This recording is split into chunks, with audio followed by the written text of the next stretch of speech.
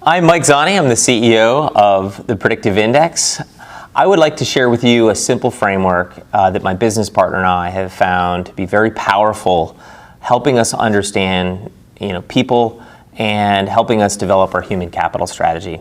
We've had the great opportunity to have invested in and run 4 companies over the last 15 years. Our model, when we make an investment, is we invest in one company at a time. We insert ourselves as senior management. So when we're talking to you about human capital, we've lived in the trenches with you as managers, as leaders, really having to rally our human capital strategy and our business strategy to make this all come together.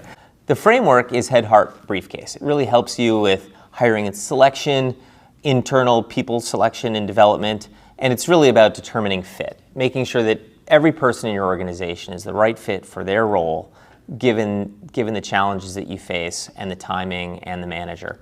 So what you're seeing here is a schematic human being. In the head of the schematic human, you see labeled cognitive and behavior. And what I mean by this is the cognitive capabilities of a specific candidate or internal employee, and the speed that they learn and their ability to manage complexity.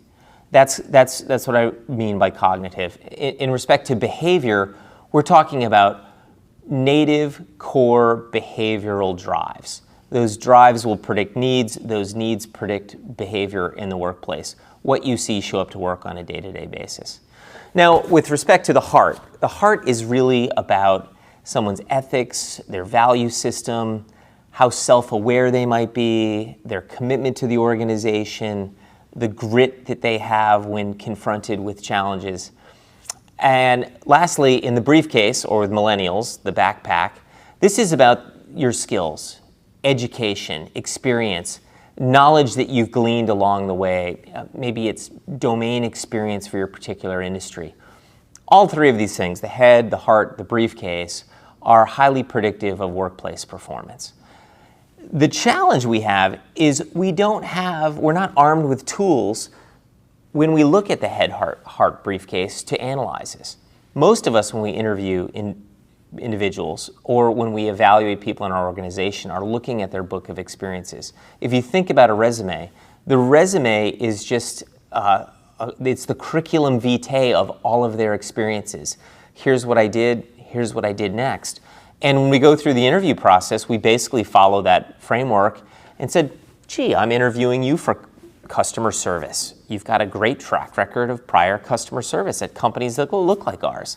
I'd like you to do customer service at our firm. And what's ironic is when you come out of this experience where you go through someone's really briefcase, oftentimes you ask someone, what do you think of the candidate? And you go, they're really smart. And you're like, what did you base they're really smart on?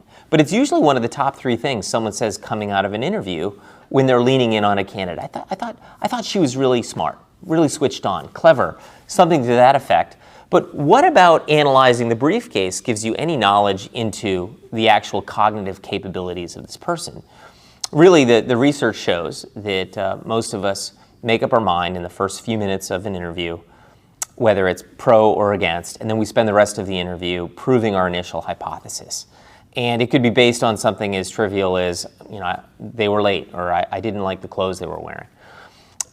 Our approach is we try and use analytic tools to really think about the headpiece, highly validated tools which will help you understand the cognitive capabilities of a person and their core behavioral drives. Then we break up the rest, the heart and the briefcase, in a very structured interview process. So we send some interviewers on really diving into experience, and ideally people who have a background. I'd be a terrible person to evaluate someone's experience with respect to the technology if they were on our development team. Whereas our VP of technology can go in and go really deep on, are these the right experiences? Because there are some roles, if you are a junior level customer service, you don't really need a lot of experience, but we can train you up in 2 to 3 weeks. Whereas if you were the head of product development, you would need a tremendous amount of experience that you're bringing to bear to make this all come together. We also put other people on the interview process focused on the heart.